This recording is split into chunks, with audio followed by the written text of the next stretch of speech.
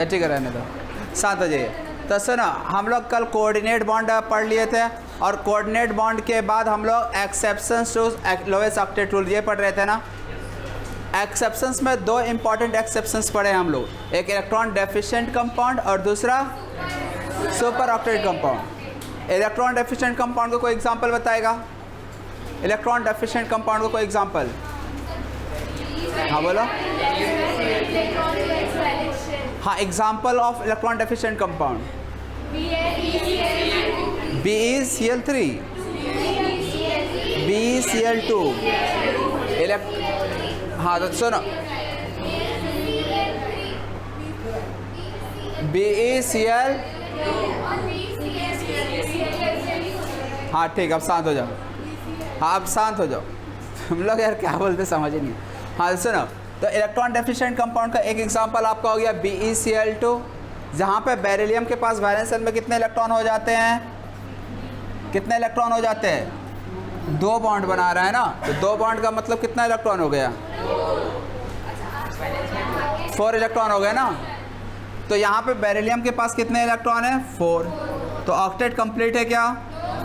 No sir, octet incomplete है। यहाँ पे अभी 4 इलेक्ट्रॉन, ये 4 इलेक्ट्रॉन और गेन कर सकता है, इसलिए ऐसे कंपाउंड को हम लोग कहते हैं इलेक्ट्रॉन डेफिशिएंट। इसमें इलेक्ट्रॉन की कमी है, ये इलेक्ट्रॉन को और एक्सेप्ट कर सकता है। और भी एग्जांपल हम बताए थे, BeCl3 या BF3। यहाँ पे बोरॉन के पास वैलेंस शेल में केवल कितने इलेक्ट्रॉन होंगे? टोटल कितने इलेक्ट्रॉन होंगे Cl के साथ बॉन्डिंग करने के बाद? तो B के साथ कितने Cl हैं? 3 Cl है ना। तो बोरॉन के पास कितना इलेक्ट्रॉन हो गया? 6 इलेक्ट्रॉन हो गया ना। क्या इसका ऑक्टेट कंप्लीट है? No sir. यहाँ पे बोरॉन के पास टोटल नंबर ऑफ इलेक्ट्रॉन्स कितना परसेंट है? 6। 2 4 2 6। समझ आ रहा? इसी तरह से और एग्जांपल AlCl3 की भी बात किए थे। AlCl3 में एल्युमिनियम के पास कितना इलेक्ट्रॉन है? एल्युमिनियम के पास कितना इलेक्ट्रॉन है? 6। 2 2 2 6 इलेक्ट्रॉन। क्या ऑक्टेट कंप्लीट हुआ क्या? यहाँ पे भी number of electron less than 8 है, तो ये भी आपका electron deficient compound. Electron deficient compound का मतलब ऐसे कंपाउंड्स जहाँ पे number of electron valence shell में 8 से कम है। और ऐसे इलेक्ट्रॉन डेफिशिएंट कंपाउंड क्या है आपका? इलेक्ट्रॉन एक्सेप्ट कर सकते हैं और भी इलेक्ट्रॉन एक्सेप्ट। जैसे हम AlCl3 की बात करें, और कितना इलेक्ट्रॉन ले सकता है? 2। BeCl3 कितना और इलेक्ट्रॉन ले सकता है? 2 और ले सकता है। BeCl2 कितना और इलेक्ट्रॉन ले सकता है? अच्छा ये, हाँ ये तो 2 ले सकता है। ये कितना ले सकता है?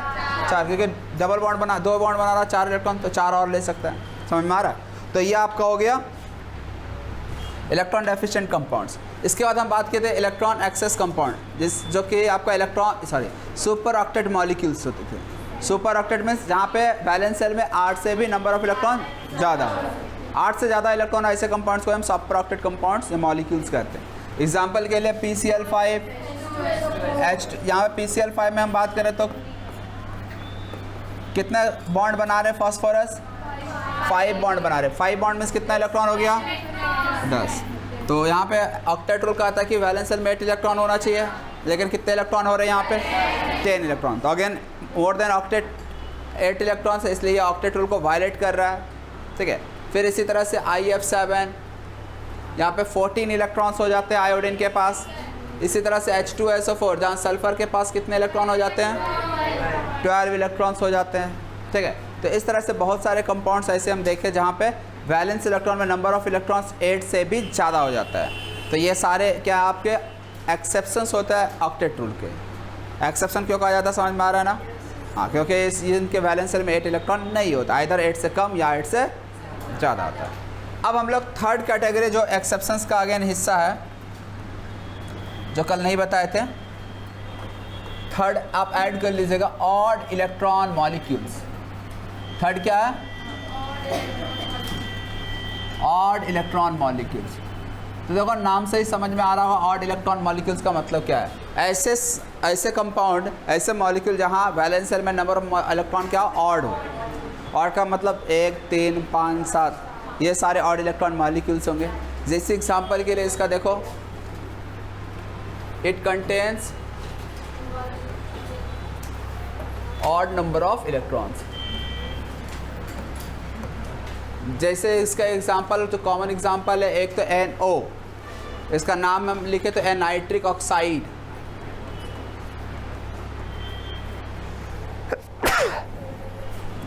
नाइट्रिक ऑक्साइड, यहाँ पे नाइट्रिक ऑक्साइड का स्ट्रक्चर चलो देखते हैं। नाइट्रोजन और दूसरा एलिमेंट क्या है ओनली, और तो कुछ नहीं है। अच्छा, नाइट्रोजन आपका कितना बॉन्ड मैक्सिमम बना सकता है? 3। ऑक्सीजन 2। तो बताओ कैसे क्या किया जाए, बॉन्डिंग इनमें किस तरह से होगा? ऑक्सीजन 2 बॉन्ड बनाता है तो ऑक्सीजन 2 बॉन्ड बना लेगा। ऑक्सीजन के वैलेंस सेल में कितना इलेक्ट्रॉन होता है? 6। 6 में से कितना जा चुका बॉन्डिंग में? ऑक्सीजन के वैलेंस सेल में 6 इलेक्ट्रॉन होता है, 6 में से 2 जा चुका बॉन्डिंग में। कितने बच गए इलेक्ट्रॉन ऑक्सीजन के पास? 4 इलेक्ट्रॉन बच गए। यानी कितने लोन पेयर बचे हैं ऑक्सीजन के पास? 2 लोन पेयर बोलेंगे। इतना समझ में आ रहा बात सभी को? गुड बच्चों। अब नाइट्रोजन के पास कितना इलेक्ट्रॉन होता है वैलेंस सेल में? अरे 2 5 होता है ना। अब 2 5 में से बताओ 5 में से कितने इलेक्ट्रॉन बॉन्डिंग में जा चुके हैं? 2 इलेक्ट्रॉन बॉन्डिंग में जा। कितना इलेक्ट्रॉन बच गया? 3 इलेक्ट्रॉन बच गया। यदि हम आपसे पूछे कि नाइट्रोजन के पास यहाँ कितने इलेक्ट्रॉन है बताओ सर, कितने इलेक्ट्रॉन हो चुके हैं सर नाइट्रोजन का? 7। डबल बॉन्ड का मतलब 4 इलेक्ट्रॉन, 4 और 2 6 और 1 तो यहाँ पे नंबर ऑफ इलेक्ट्रॉन नाइट्रोजन के पास कितने? 7। तो अब बताइए ऑड इलेक्ट्रॉन है कि नहीं है? तो इसलिए ये आपको ऑड इलेक्ट्रॉन मॉलिक्यूल्स कहलाता है। क्यों कहलाता समझ में आया? एक एग्जाम्पल याद रहेगा NO। चलो इसी तरह से एक और एग्जाम्पल NO2 नाइट्रोजन डाइऑक्साइड। इसका स्ट्रक्चर की हम बात करते हैं। NO2 में नाइट्रोजन कितने ऑक्सीजन के साथ जुड़ा है?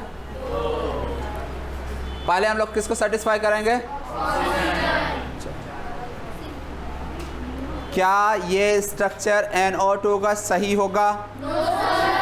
क्यों नहीं होगा? नाइट्रोजन तो 3 बॉन्ड बनाता है।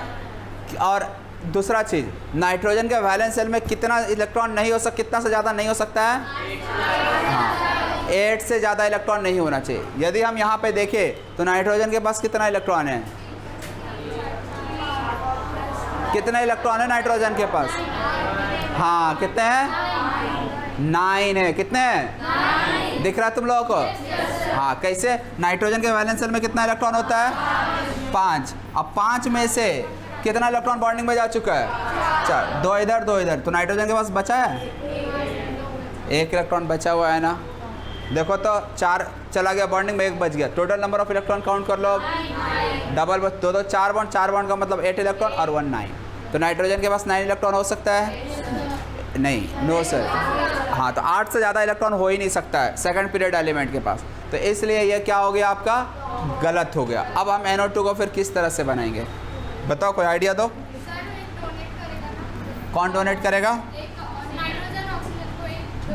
हाँ, वेरी गुड। अब यहाँ पे देखो डबल बॉन्ड तो नहीं आ सकता है, तो अब क्या करेगा? नाइट्रोजन अपना एक पेयर जो है ना कोऑर्डिनेट कर देगा ऑक्सीजन को। देखो यदि ऑक्सीजन को कोऑर्डिनेट कर देगा तो नाइट्रोजन के पास अब मुझे बताओ कितना इलेक्ट्रॉन बचा?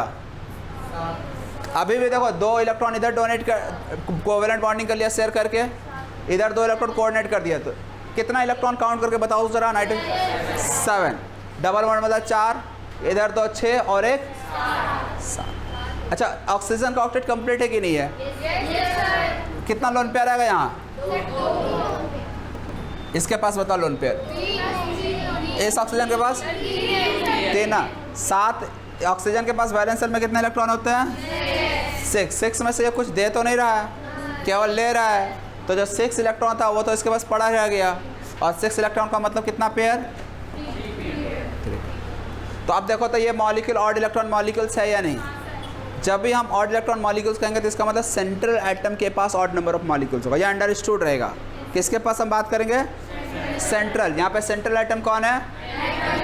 नाइट्रोजन के पास कितने इलेक्ट्रॉन है? तो ऑड इलेक्ट्रॉन मॉलिक्यूल समझ में आ रहा कैसे है? अच्छा, अब देखो ये ऑड इलेक्ट्रॉन मॉलिक्यूल्स अपने आप को स्टेबल करने के लिए क्या करते हैं? तो ऑड इलेक्ट्रॉन मॉलिक्यूल्स अपने आप को स्टेबल करने के लिए क्या करते हैं ना, ये डाइमर ट्राइमर पॉलीमर्स फॉर्म कर लेते हैं। बताया था इससे पहले इलेक्ट्रॉन डेफिशिएंट केस में। तो यहाँ पे भी ये अपने आप को स्टेबलाइज करने के लिए डाइमर फॉर्म, जैसे हम NO2 की बात करें, NO2 जो होता है जनरली क्या करता है ना, ये NO2 ये आपका अब देखो यहाँ पे बेचारे के पास सिंगल इलेक्ट्रॉन बचा है ना, यदि ये इलेक्ट्रॉन इसके पास सिंगल है तो ये स्टेबल है कि अनस्टेबल है? अनस्टेबल है। सिंगल इलेक्ट्रॉन मीन्स अनस्टेबल है, यानी ये किसी को तलाश कर रहा होगा, कोई एक और मिल जाए जो और एक सिंगल होगा, तो दोनों एक एक इलेक्ट्रॉन शेयरिंग करके क्या हो जाएगा? डबल हो जाएगा। तो इस तरह से 2NO2 क्या बना दिया मिल के? N2O। इसको देखो हम समझते हैं थोड़ा।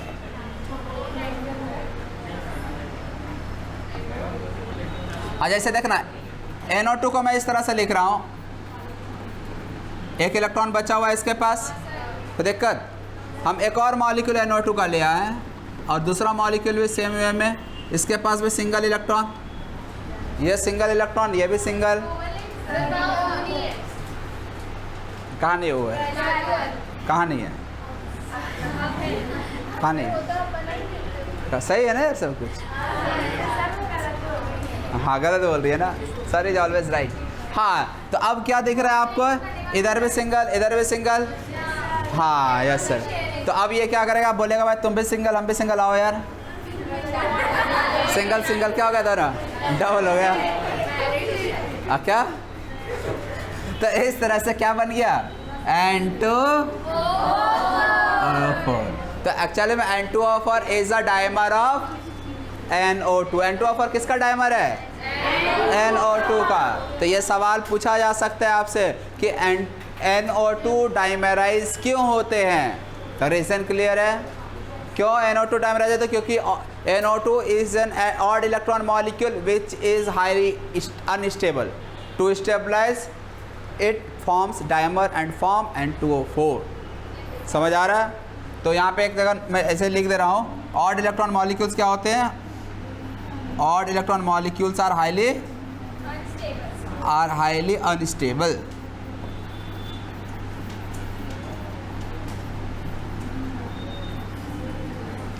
ओके, समझ में आया? तो हम लोग टोटल कितने एक्सेप्शंस के बारे में पढ़ चुके हैं? 3, जो कि ऑक्टेट रूल को ओबे नहीं करता है। पहला जिसमें 8 से कम इलेक्ट्रॉन होंगे उसे हम क्या कह देते हैं?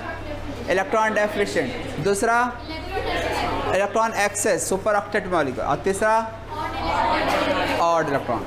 ठीक है ना? तो यदि कभी आपसे सवाल पूछा जाए कि इनमें से कौन सा, which of the following does not obey octet rule, भावे इधर ध्यान दे। हाँ, तो does not obey octet rule, तो यदि कोई भी इलेक्ट्रॉन डेफिशिएंट दिख जाए या फिर कोई भी आपको सुपर ऑक्टेट वाले दिख जाए या फिर ऑड इलेक्ट्रॉन मॉलिक्यूल दिख जाए, वही सुनो क्या करा जाए यार, तो हम लोग अच्छे बच्चे नहीं हो ना, इसीलिए। हाँ, कटेगी ना, सब प्लेन कटेगी। सुनो, नेक्स्ट टॉपिक पे अब हम लोग आते हैं। नेक्स्ट टॉपिक है फॉर्मल चार्ज। किसी के स्कूल में केमिकल बॉन्डिंग हुई है कि नहीं? सभी स्कूल में हो गई। हम लोग थोड़ा पीछे हैं, 30 चल रहा है। हाँ सुनो, फॉर्मल चार्ज, शांत हो जाइए। हाँ सुनो, फॉर्मल चार्ज क्या होता है? किसे कहते हैं फॉर्मल चार्ज? तो ये एक तरह से किसी भी मॉलिक्यूल के अंदर एटम के ऊपर हाइपोथेटिकल जो चार्ज होता है उसको हम लोग कह देते हैं। अभी हम पहले लिख देते हैं फिर समझाते हैं। फॉर्मल चार्ज क्या होता है? हाइपोथेटिकल का मतलब हम बोल सकते हैं जो रियल में ना हो। ठीक है? Hypothetical charge present on an atom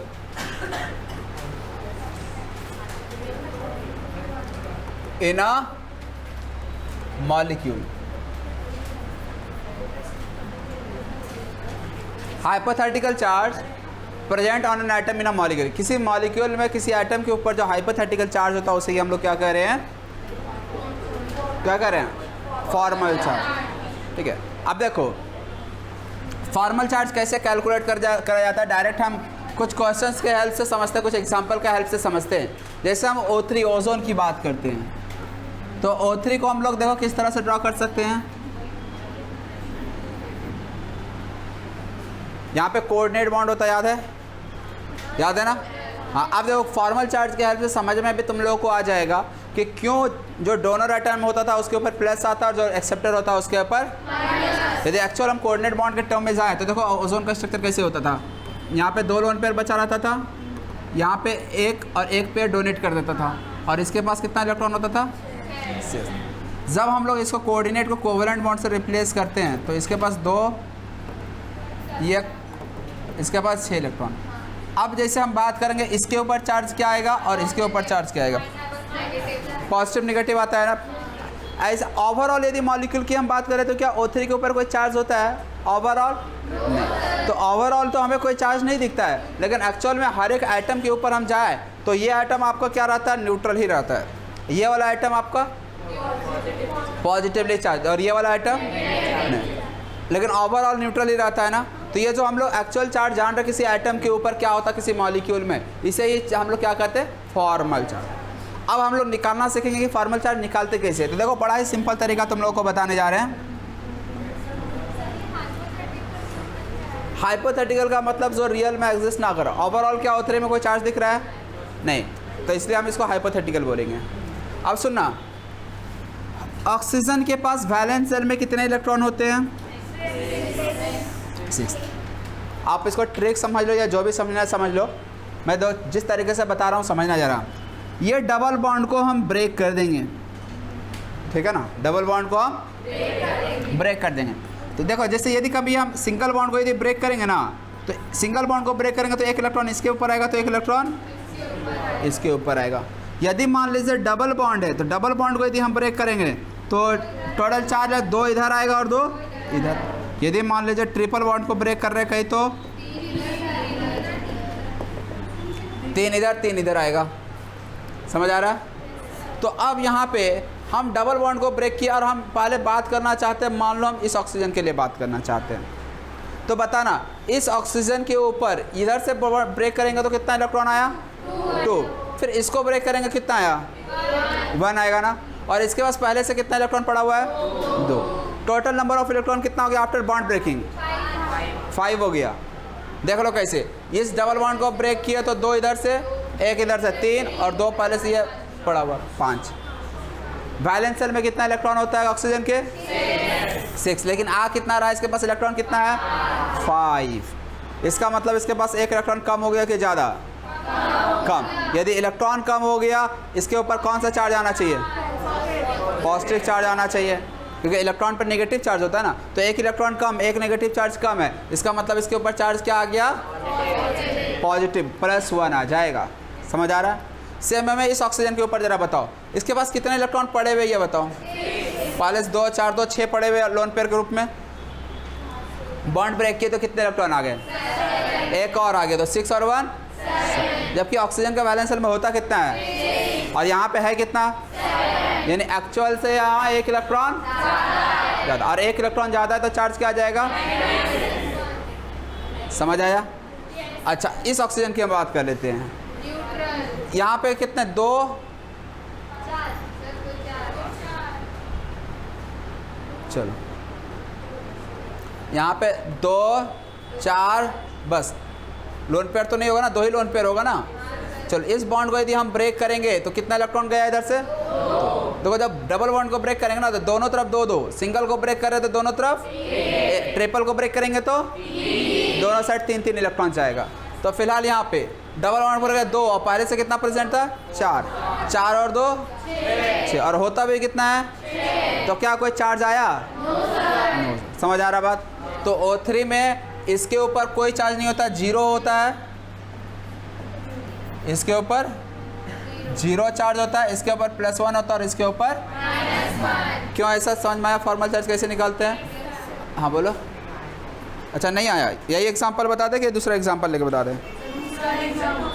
देख लो यार, सबसे पहले ये लोन पेयर कहाँ कितना था समझ में आ गया था।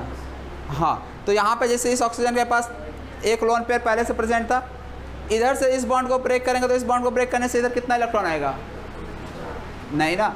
डबल बॉन्ड को ब्रेक करते हैं दोनों साइड 2 2 इलेक्ट्रॉन जाता है, और यहाँ से ब्रेक करेंगे तो एक इलेक्ट्रॉन, तो यहाँ से 1 इधर से 2 2 और 1 3, और इसके ऊपर 2 इलेक्ट्रॉन पहले से प्रेजेंट था लोन पेयर के रूप में, तो 3 और 2 कितना हो गया, 5। जबकि वैलेंस शेल में ऑक्सीजन के कितने इलेक्ट्रॉन होते हैं, 6। और अभी आ कितना रहा बॉन्ड तोड़ने के बाद, 5 ना, यानी यहाँ 1 इलेक्ट्रॉन कम है कि ज़्यादा है, कम है ना, 5 ही इलेक्ट्रॉन हो रहा, होता है 6, यानी 1 इलेक्ट्रॉन कम हो गया। इलेक्ट्रॉन कम हो गया तो चार्ज कौन सा आना चाहिए, प्लस ना, नेगेटिव चार्ज कम हो गया तो इसलिए प्लस चार्ज आता है। यहाँ पे ज़रा देखो तो, यहाँ पे 3 लोन पेयर था तो 6, इस बॉन्ड को तोड़ेंगे तो कितना इलेक्ट्रॉन आ गया, 1, 7, और था कितना वैलेंस शेल में, कितना ऑक्सीजन के, 6। यहाँ 1 इलेक्ट्रॉन ज़्यादा हो गया, इसका मतलब चार्ज क्या आ जाएगा, माइनस। समझ आ रहा बात? तो इस तरह से यहाँ पे आपका क्या है, O पे माइनस। इस ऑक्सीजन की बात कर लेते हैं, 2 2 4 इलेक्ट्रॉन, डबल बॉन्ड का मतलब इधर कितना इलेक्ट्रॉन गया, 2, तो 4 और 2 6 इलेक्ट्रॉन, और ऑक्सीजन के पास वैलेंस शेल में होता भी कितना, 6, तो 6 और 6 बराबर है ना, तो कोई भी चार्ज आएगा क्या, नहीं है। क्लियर? चलो एक और एग्जांपल ले लेते हैं। CO3 कार्बोनेट पे चार्ज होता है 2-, इसको समझ लेते हैं। C double bond O। सबसे पहले आप लोगों को खुद से लोन पेयर दिखलाना है। तो लोन पेयर कैसे दिखलाते हैं, बस आपको ध्यान रखना है सबका ऑक्टेट कंप्लीट है कि नहीं।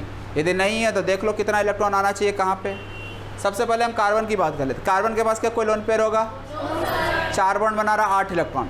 ये ऊपर वाला ऑक्सीजन कितना बॉन्ड बना रहा है, 2, यानी 4 इलेक्ट्रॉन। कितना लोन पेयर आएगा, 2 लोन पेयर आएगा। ठीक है, चलिए इस ऑक्सीजन के पास बताओ कितना लोन पेयर आएगा।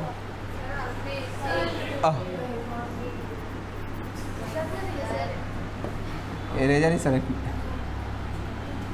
चलिए इस ऑक्सीजन के पास बताओ कितना इलेक्ट्रॉन आएगा, इस ऑक्सीजन के पास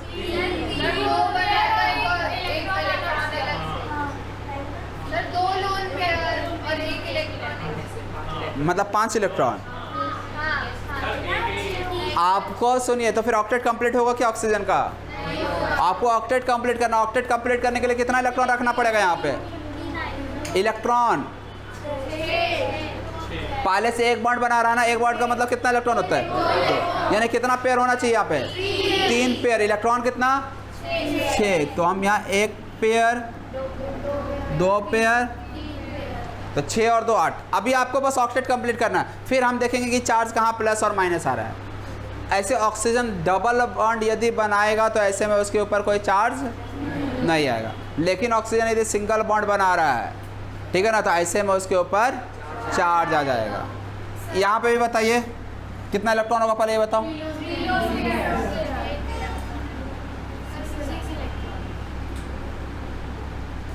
चलो ऑक्सीजन के पास 6 इलेक्ट्रॉन। अब सभी का ऑक्टेट कंप्लीट है कि नहीं, चेक कर लो। ऑक्टेट कंप्लीट है। अब हम देखेंगे कि इस स्ट्रक्चर में जो हमको दिख रहा है, क्या ये न्यूट्रल है सबके सब, या फिर इनके ऊपर चार्ज भी आएगा। तो स्टार्ट कहाँ से करें, ऊपर वाले ऑक्सीजन से करते हैं। ओके, चलो ऊपर वाले ऑक्सीजन पे बताओ चार्ज। न्यूट्रल आएगा। क्या करेंगे, डबल बॉन्ड जो भी है उसको तोड़ देंगे। डबल बॉन्ड को तोड़ेंगे तो ऊपर कितना इलेक्ट्रॉन जाएगा, 2, तो 4 और 2, और होता भी ऑक्सीजन का 6। कोई चार्ज आएगा क्या, नो सर, ये न्यूट्रल ही रह गया, इसके ऊपर 0 चार्ज। इसके ऊपर अब बताओ, +1 -1 ना। बॉन्ड को तोड़ेंगे तो इसके पास कितना इलेक्ट्रॉन आ गया, 1 इलेक्ट्रॉन आएगा। पहले से 6 था, 1 इलेक्ट्रॉन आया तो कितना हो गया, 7, जबकि होता कितना है, यानी 1 इलेक्ट्रॉन ये ज़्यादा हो गया ना, होता है 6 और यहाँ कितना हो गया, 7, 1 ज़्यादा, तो चार्ज क्या आ गया इस ऑक्सीजन के पास, -1। यहाँ पे भी कार्बन के पास बताओ, कार्बन के पास इधर से तोड़े कितना इलेक्ट्रॉन आया, इधर से तोड़े तो 1, इधर से तोड़े तो टोटल कितना इलेक्ट्रॉन, और 4। और कार्बन के वैलेंस शेल में, कार्बन के वैलेंस शेल में भी वो कितना होता है, 4 ही होता है ना। क्या कोई चार्ज आएगा कार्बन के ऊपर। तो इस तरह से ओवरऑल मॉलिक्यूल में हम क्या देख रहे हैं, CO3 पे जो चार्ज है 2-, ये 2- कहाँ है, क्या एक ही आइटम के ऊपर दोनों माइनस चार्ज है, एक्चुअल में क्या एक ऑक्सीजन पे माइनस और एक दूसरे ऑक्सीजन पे माइनस। इस तरह से CO3 2-। इसका नाम क्या होता है, कौन सा आयन है ये, कार्बोनेट आयन। समझ आ रहा है, हाँ क्या बोल रहे थे भाई, बोलो। अब जिनको भी डाउट जा रहा था ये माइनस चार्ज, जैसे ठीक है ना, दूसरे तरीके से मैं समझा देता हूँ, और ये समझ लो कि ये जो चार्ज प्लस और माइनस आता कैसे, इसका क्या वजह होता है एग्जैक्टली, समझना। मान लो हम कोई मॉलिक्यूल ले लिए, ROH ले लिए, ठीक है ना, प्लस चार्ज और माइनस चार्ज एक्चुअल में किस तरह से आता है, ये देखो ध्यान से देखना। इस सिंगल बॉन्ड को हम देख रहे हैं, ओके। अरे यार, R का मतलब जब हम ले रहे हैं कोई, R का मतलब कोई भी आइटम है। अच्छा वो ऑर्गेनिक केमिस्ट्री वाला R होगा। R का मतलब एल्केन। एल्केन समझती हो क्या होता है? जनरल फार्मूला क्या होता है एल्केन का? CnH2n+2। अरे तुम लोग बात करेगा यार, तुम लोग तब से बात कर रहे जा रहे अपने में। एल्केन में से यदि हम एक हाइड्रोजन हटा देते हैं ना, इसी से क्या बनता है? एल्काइल, जिसको हम R से डिनोट करते हैं। और फार्मूला क्या हो जाएगा इसका? -1। तो एल्केन का मतलब होता है CnH2n+2, अल्काइल का मतलब होता है CnH2। जैसे CH4, ये इसका नाम क्या है? मीथेन। एक हाइड्रोजन निकाल लो तो क्या हो जाएगा? CH3। तो ये मिथाइल, ये एक्चुअली में क्या है? एल्काइल ही है। C2H6 क्या होता है? इथेन। एक हाइड्रोजन निकाल लो तो क्या बचा? C2H5, ये क्या हो गया? इथाइल। यानी मीथेन से एक हाइड्रोजन निकाला तो मिथाइल, इथेन से निकाले इथाइल। ये सारे क्या है? एल्काइल ग्रुप कहलाते हैं। यानी किसी एल्केन में से हाइड्रोजन निकाले तो उसे एल्काइल कहते हैं। ठीक है, हाँ, R का मतलब एल्काइल ग्रुप।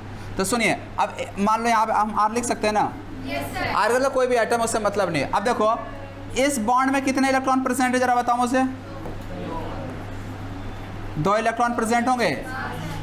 अब देखो बॉन्ड एक्चुअली में हम लोग 3 तरीके से तोड़ते हैं, ठीक है ना? ऑर्गेनिक केमिस्ट्री में भी बात करेंगे इसका। 3 तरह से बॉन्ड का ब्रेकिंग होता है। पहला तरीका क्या है? यहाँ पे हम H को इस तरीके से तोड़े, इस तरह से तोड़े तो H का जो था ना, देखो ये 2 इलेक्ट्रॉन में से 1 इलेक्ट्रॉन किसका रहा होगा और 1 इलेक्ट्रॉन किसका रहा होगा। तो इस तरह से यदि हाइड्रोजन क्या किया ना, अपना इलेक्ट्रॉन भी छोड़कर निकल गया। यदि अपना इलेक्ट्रॉन भी छोड़कर निकल जाएगा तो ऑक्सीजन के पास 2 इलेक्ट्रॉन एक्स्ट्रा बच गया और H इधर अलग हो गया। अच्छा, हाइड्रोजन अपना इलेक्ट्रॉन भी छोड़कर निकल गया तो हाइड्रोजन पे चार्ज क्या आना चाहिए? और ऑक्सीजन के पास 2 इलेक्ट्रॉन में 1 इलेक्ट्रॉन एक्स्ट्रा हो गया ना, तो ये जो एक्स्ट्रा इलेक्ट्रॉन है ना, इसकी वजह से चार्ज क्या हो जाएगा? माइनस। यानी कोई H+ की तरह निकल रहा है तो O पे चार्ज क्या आ जाएगा? समझ में आ रहा? माइनस चार्ज कैसे आया? दूसरा पॉसिबिलिटी ये भी हो सकता था, दूसरा पॉसिबिलिटी ये भी हो सकता था, यहाँ पे 1 और यहाँ पे 1। अब क्या होगा? दोनों इलेक्ट्रॉन लेकर कौन निकल जाएगा? यदि दोनों इलेक्ट्रॉन हाइड्रोजन लेकर निकल गया तो RO, ऑक्सीजन के पास क्या हो गया? इसमें से 2 इलेक्ट्रॉन में से 1 इलेक्ट्रॉन किसका रहा होगा और 1 इलेक्ट्रॉन। अब जब यहाँ से बॉन्ड निकला तो ऑक्सीजन का भी इलेक्ट्रॉन किसके पास चला गया?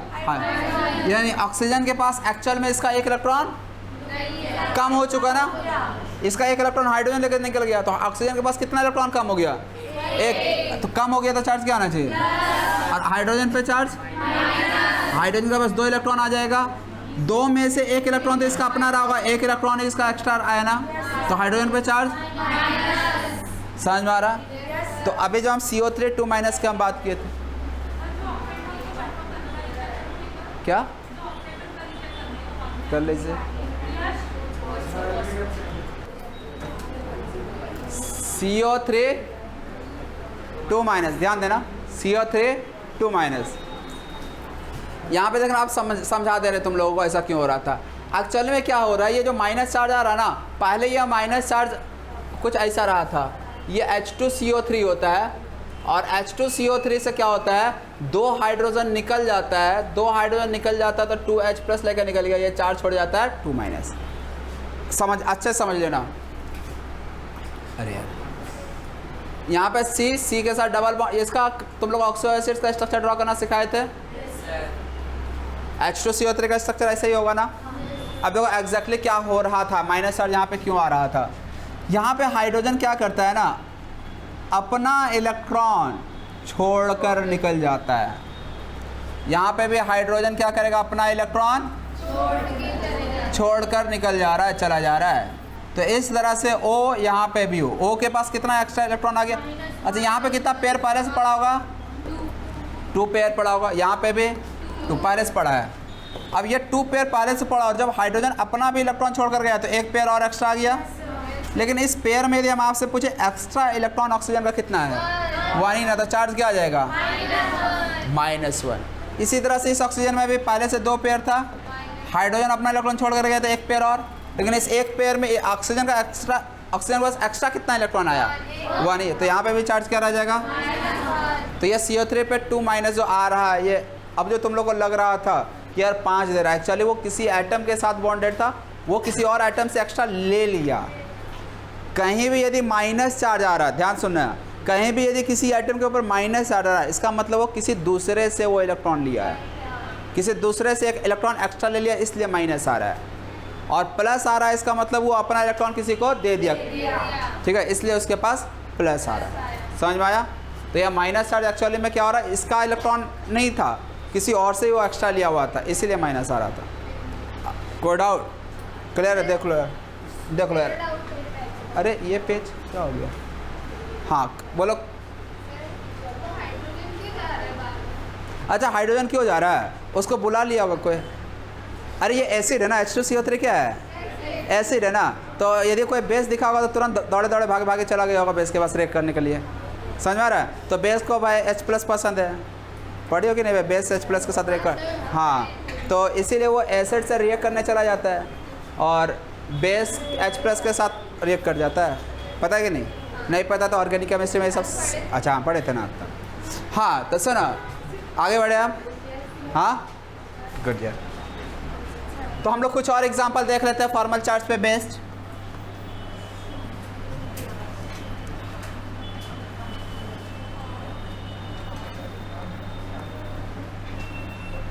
BO3 कितने ऑक्सीजन आइटम लगे हुए हैं? 3। अब आप लोग को खुद से सभी के ऊपर लोन पेयर दिखलाना है, कहाँ कितने लोन पेयर प्रेजेंट होंगे, और उसके बाद फॉर्मल चार्ज भी दिखलाना है, कहाँ प्लस आएगा कहाँ माइनस आएगा। चलो यहाँ पे पहले बताओ, ऑक्सीजन के पास क्या होगा? क्या होगा? 3 पेयर होगा, 1 2 3, तो 6 इधर से और 2 सिंगल बॉन्ड का, तो 6 2 8 इलेक्ट्रॉन। इस ऑक्सीजन के पास बताओ, यहाँ पे भी 6 इलेक्ट्रॉन होगा, यहाँ पे बताओ ऑक्सीजन पे चार्ज। अब बताओ फॉर्मल चार्ज क्या होगा? -1 होगा। कैसे? 6 तोड़ेंगे तो 1 और 7, तो 7 का मतलब यहाँ पे, यहाँ पे ये क्या गया?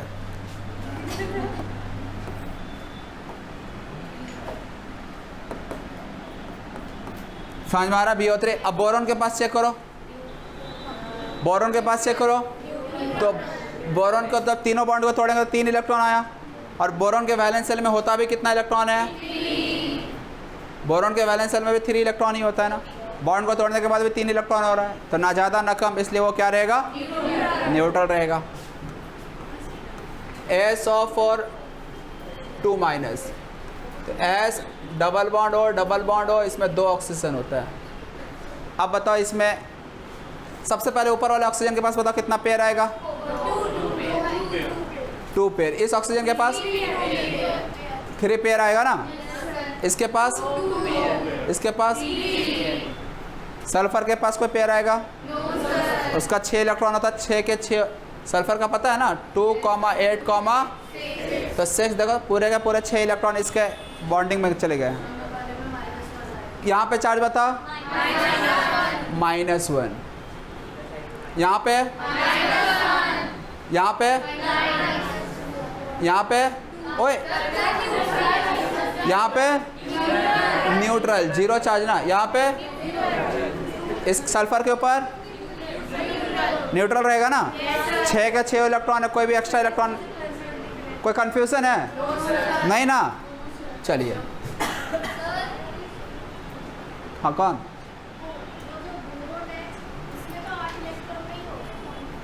अच्छा इसके पास ऑक्टेट इनकम्प्लीट रहेगा ना इसका? नहीं, बोरॉन बेरिलियम ये सब ऑक्टेट कंप्लीट कर ही नहीं सकता है ना, वो सब डायमर उमर के फॉर्म में करता है।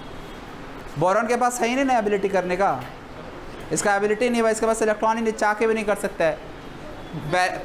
बेरिलियम, बोरॉन ये नहीं, कार्बन, नाइट्रोजन, ऑक्सीजन, फ्लोरीन कर सकता है ना, इसलिए वहाँ पे ऑक्टेट कंप्लीट करना है। बोरॉन बेरिलियम कर ही नहीं सकता, इसलिए हम करेंगे ही नहीं। बेरिलियम बोरॉन बस।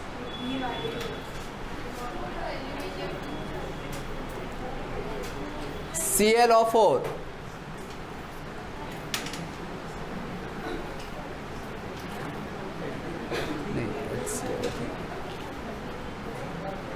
यहाँ पे बताना बस अब तो समझ गए ना। बाकी यहाँ पे क्लोरीन के पास बता दो। क्लोरीन न्यूट्रल, एक काम करो ऐसा कर दो, चलो ठीक है, हाँ सही है। अच्छा यहाँ पे एक और एग्जांपल ले लो, ClO3 - 1, ClO3 - 1 देखना यहाँ पे, क्लोरीन एक ऑक्सीजन, 2 ऑक्सीजन और 1 ऑक्सीजन। अब बताओ। अच्छा एक चीज़ तुम लोग को यहाँ से सीखने को मिल गया होगा कि ऑक्सीजन यदि कहीं सिंगल बॉन्ड हो तो क्या हो जाएगा चार्ज, -1 होगा। अच्छा इस क्लोरीन के पास कोई लोन पेयर है, चेक कर लो, लोन पेयर है कि नहीं, चेक करो। क्लोरीन के पास 7 इलेक्ट्रॉन होता है ना, 7 में से 2, 4 और 5। अब क्या फॉर्मल चार्ज आएगा, चेक करो इसके ऊपर। क्लोरीन के पास क्या फॉर्मल चार्ज आएगा, यहाँ पे आएगा क्या, डबल बॉन्ड तोड़, 2 इलेक्ट्रॉन इधर से, 2 इधर से, इधर से 5 हो गया तो, और 2 इलेक्ट्रॉन पहले से पड़ा है, 5 और 2 7, पहले भी 7 ही था ना, तो इसलिए क्लोरीन